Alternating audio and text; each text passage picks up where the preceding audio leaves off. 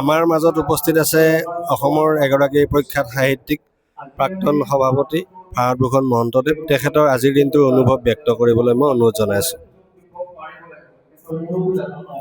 আজি এই ৫৪তম প্ৰতিষ্ঠা দিৱসত উপস্থিত থাকি মোৰ এটা সুন্দৰ এটা অনুভৱ হৈছে, কাৰণ আজিৰ পৰা ৫৩ বছৰ আগৰ আজিৰ দিনটোতে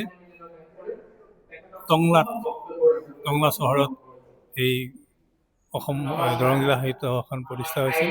আৰু সেই প্ৰতিষ্ঠাৰ কথা ক'বলৈ যাওঁতে মোৰ এগৰাকী মানুহলৈ মনত পৰিছে। সেইগৰাকী হ'ল প্ৰয়াত ভৱকান্ত বৰাদেৱ।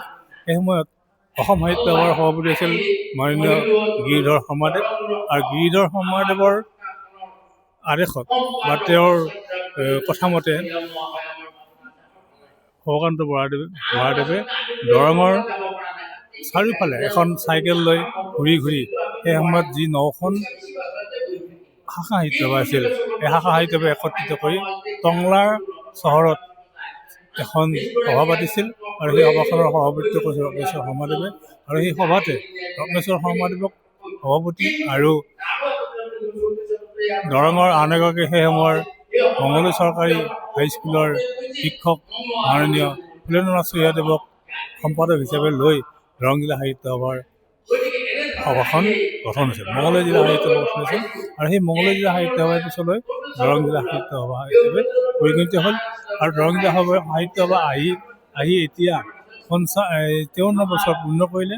এই ৫৩ বছৰ এটা বিশেষ কাৰ্য আমাৰ বৰ্তমান সমিতিৰ নেতৃত্বত, সমিতিৰ সভাপতি অক্ষয় কুমাৰ নাথ, সম্পাদক মৃণাল ৰাজবংশী, আন এগৰাকী অসম সাহিত্য সভাৰ কাৰ্যনিৰ্বাহক মুকুট হাজৰিকা, এওঁলোকৰ নেতৃত্বত এখন সমিতি গঠন কৰা হ'ল যে আগৰ পুৰণা গৃহটি ভাঙি এটা নতুন গৃহ পূৰ্ণ পৰ্যায়ৰ ৩খন ছাত্ৰৰ এটা নতুন ৩ মহলাৰ নতুন গৃহ বনোৱা হওক।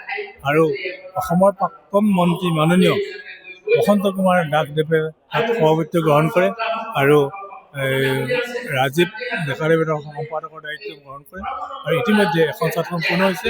আমি আশা ৰাখিছোঁ কম দিনৰ ভিতৰতে সেই পুৰণি গৃহটোৰ পিছত আমি নতুন ৩ মহিলা ঘৰটো কম দিনৰ ভিতৰত দেখা পাম।